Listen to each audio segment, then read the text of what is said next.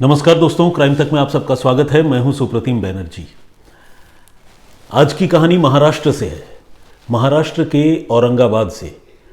पिछले साल 18 दिसंबर को यानी 18 दिसंबर 2022 औरंगाबाद में एक लोकेलिटी है जिसका नाम है पैथन टाउन।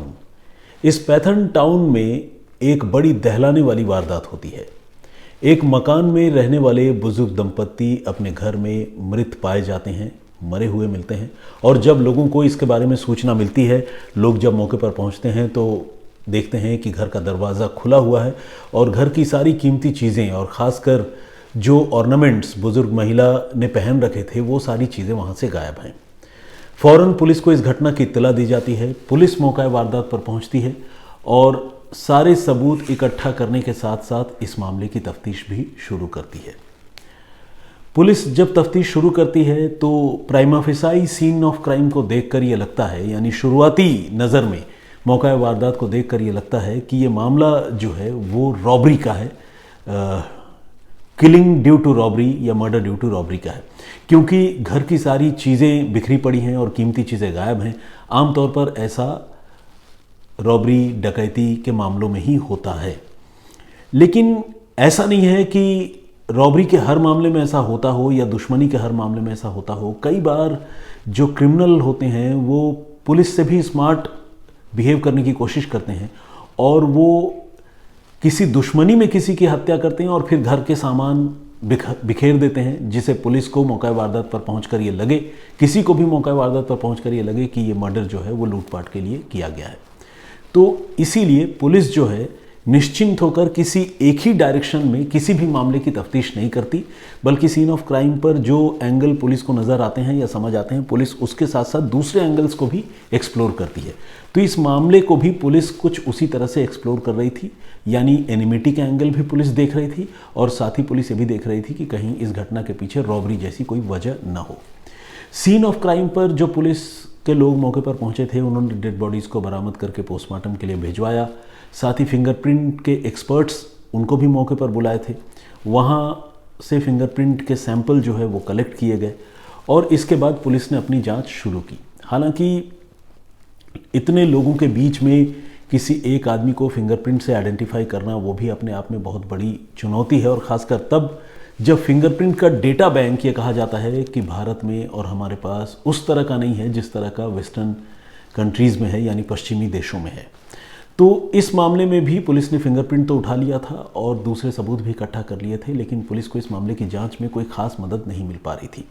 उधर पुलिस ने यह तय किया कि वो सीसीटीवी कैमरे के ज़रिए जो है क्रिमिनल्स की पहचान करने की कोशिश करेगी जिन्होंने उस घटना के वक्त वहाँ पर मौके पर मौजूद थे, यानी जिन्होंने उस घटना को अंजाम दिया था। लेकिन पुलिस को इस मामले में भी निराशा हाथ लगी, क्योंकि जिस मकान में ये घटना हुई थी उस मकान के आसपास कोई सीसीटीवी कैमरा नहीं था। तो कुल मिलाकर पुलिस एक बिल्कुल डेड एंड पर थी और अब पुलिस की सारी उम्मीदें जो हैं फिंगरप्रिंट पर ही टिकी हुई थी। तो खैर, फिंगरप्रिंट तो पुलिस के पास था ही। पुलिस ने फॉरेंसिक एक्सपर्ट से ये कहा कि प्लीज़ आप अपने डेटा बैंक में इसे चेक करके देखिए कि कहीं कोई क्लू या कोई ऐसा क्रिमिनल जो पहले भी किसी क्राइम में इन्वॉल्व रहा हो उसका तो रोल नहीं है इस मामले में। तो पुलिस के फॉरेंसिक एक्सपर्ट्स ने उस फिंगरप्रिंट को, महाराष्ट्र पुलिस का एक सिस्टम है जिसे कहते हैं automated multi modal biometric system, ये उसी साल जिस साल ये घटना हुई यानी पिछले साल ये सिस्टम जो है पूरी तरह से महाराष्ट्र में लॉन्च की गई थी और वो मई का महीना था।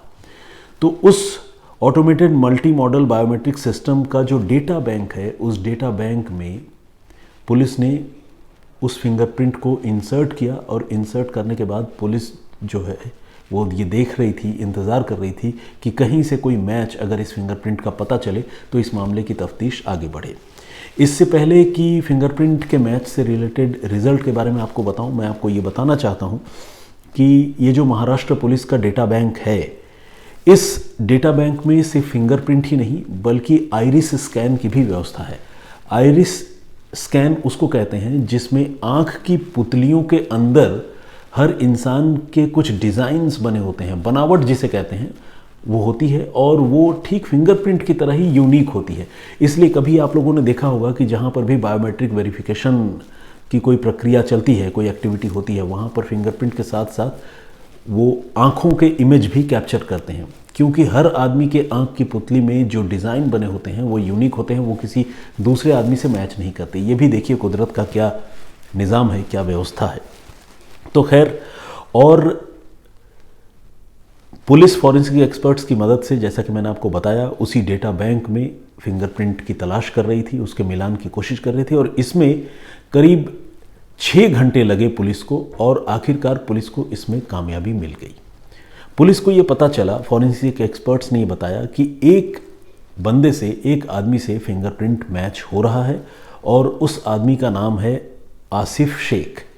ये 27 साल का एक लड़का है जो पहले भी चोरी या लूटपाट जैसी घटनाओं में गिरफ्तार हो चुका है, जेल जा चुका है, और उसका जो डेटा बैंक है, उस डेटा बैंक में उसकी जो फिंगरप्रिंट अवेलेबल है, उसके साथ इस मौका वारदात से जो फिंगरप्रिंट कलेक्ट हुए हैं वो एक दूसरे से कोरोबोरेट करते हैं, यानी मिलते हैं।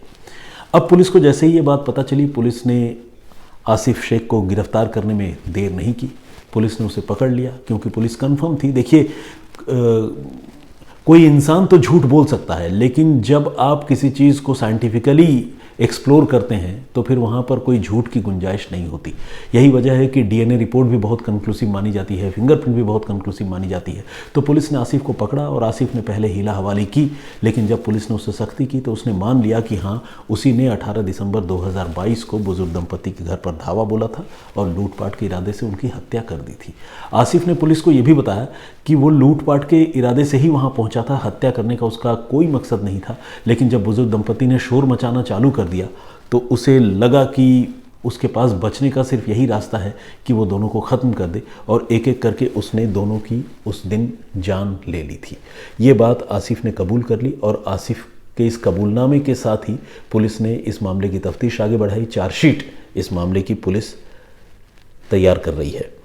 अब एक और अहम बात वो ये कि महाराष्ट्र पुलिस ने आखिर ये कमाल कैसे किया, क्योंकि मैंने आप सबसे कहा कि भारत में फिंगरप्रिंट का बैंक उतना स्ट्रांग नहीं है जितना विकसित देशों में है, लेकिन महाराष्ट्र पुलिस ने ये कमाल कर दिया है।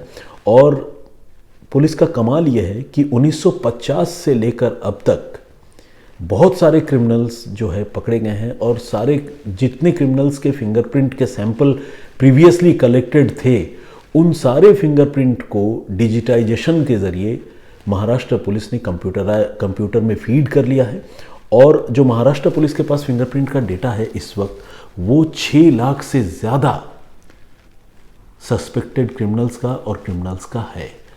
अब आप समझिए कि ये अपने आप में एक कितना बड़ा खजाना है, ट्रेजर है, जिसमें इतने क्रिमिनल्स के फिंगरप्रिंट और आइरिस के डेटा जो है वो रखे गए हैं। और ऐसे में अगर कोई भी ऐसा क्रिमिनल जो पहले इस तरह की घटनाओं में शामिल रहा है फिर से कहीं और स्ट्राइक करता है, तो फिंगरप्रिंट के ज़रिए उसे आसानी से पकड़ा जा सकता है। तो इस मामले में महाराष्ट्र पुलिस की तारीफ़ करनी होगी, जिसने वाकई फिंगरप्रिंट के ज़रिए इतने साइंटिफिक तरीके से इस मामले को सॉल्व किया, और एक बुजुर्ग दंपति जिनकी हत्या लूटपाट के इरादे से कर दी गई थी, उसके गुनहगार को गिरफ्तार कर लिया। तो आज की कहानी यहीं तक। इस कहानी में कोई बहुत ज़्यादा कॉम्प्लिकेशन तो नहीं था, लेकिन जिस तरह से साइंटिफिक इन्वेस्टिगेशन महाराष्ट्र पुलिस ने किया और गुनहगार को गिरफ्तार किया, इस तरह की स्टोरीज़ सुनने जानने में अच्छी लगती है, क्योंकि हम लोग हमेशा ये चाहते हैं कि फ़ौरन में जिस तरह से इन्वेस्टिगेशन होता है और गुनहगार फ़ौरन पकड़े जाते हैं और शक की कोई गुंजाइश नहीं होती, हमारे देश के मामलों में भी ऐसा ही होना चाहिए। तो ये मामला जो है उसका एक सबूत है, ये उदाहरण है उस तरह के इन्वेस्टिगेशन का। जो प्रीवियस स्टोरी मैंने आप सबको सुनाई थी, उसमें हमने आपको बताया था कि एक आदमी को गुजरात की पुलिस ने कत्ल के तकरीबन 20 साल बाद गिरफ्तार किया। कैसे पुलिस ने उसे गिरफ्तार किया, कैसे 20 सालों तक वो बचता रहा, ये आप जानना चाहते हैं तो क्राइम तक के प्लेलिस्ट में जाकर आप उस स्टोरी को एक्सप्लोर कर सकते हैं, देख सकते हैं। बहुत सारे लोगों ने कमेंट किया है। मामोनी बोरगोहाई ने कमेंट किया है, बहुत बहुत स्वागत आपका। उन्होंने चंद्रयान 3 पर मैंने आप लोगों को जो विश किया था उन्होंने रेसिप्रोकेट किया है, thank you very much. Amit हमारे दर्शक हैं, उन्होंने कमेंट किया है, इन्होंने लिखा है सुप्रतिम भाई आपकी आवाज़ बहुत ही आनंदमय है, सुनकर अच्छा लगता है। और भी अच्छी बात उन्होंने लिखी है, thank you very much. Mehtab Ali Haidari, इन्होंने कहा है कि कोई भी अपराधी जो है वो कभी बच नहीं सकता, चाहे वो जितने भी जतन कर ले। अबू जहीन हमारे दर्शक हैं, उन्होंने लिखा है माशाअल्लाह, excellent sharing, you have remarkable talents and skill, inspiration to all, I admire your dedication to always, वगैरह वगैरह। तो बहुत धन्यवाद आपका इतने अच्छे वर्ड्स के लिए और इतने शानदार कमेंट के लिए। इस तरह के कमेंट्स जो है ऑफ कोर्स हौसला अफजाई तो करते ही हैं। हितेश पाढ़ ने भी कमेंट किया है, बहुत स्वागत आपका। रूपा चट्टोपाध्याय जी, अजीम अंसारी, उमेश भूया जी झारखंड से हैं, दीपक हीरा जी पंजाब से हैं, और एक्सपेक्ट दी अनएक्सपेक्टेड हमारे एक दर्शक हैं, उन्होंने रोशन लामा वो इस आईडी से कमेंट करते हैं। संतोष गुश्ता जी का कमेंट है, प्रदीप भाम्बू जी हैं, अशोक पटेल, मौलाना निसार अहमद नागपुरी जी, और आसाम से हैं प्रेम बरवा, इन्होंने कमेंट किया है, और जोहार लिखा है इन्होंने। जोहार झारखंड में विश करने के लिए लोग एक दूसरे को कहते हैं, पता नहीं आसाम में कहते हैं या नहीं, प्रेम आप बताइएगा ज़रूर। रेखा भट्ट ने भी कमेंट किया है, और परूप श्रेष्ठा जी जर्मनी से हमें रेगुलर देखते हैं, उनका भी कमेंट है। और भी बहुत सारे लोगों ने कमेंट किया है, तो सारे लोगों का मैं शुक्रिया कहना चाहता हूँ, और मैं आप सबसे ये कहना चाहता हूँ कि मैं फिर से किसी नई कहानी, किसी नए वाक़ये के साथ आप सबके सामने हाजिर होऊंगा। तब तक के लिए अपना बहुत ख्याल रखिए, सुरक्षित रहिए। जय हिंद, जय भारत।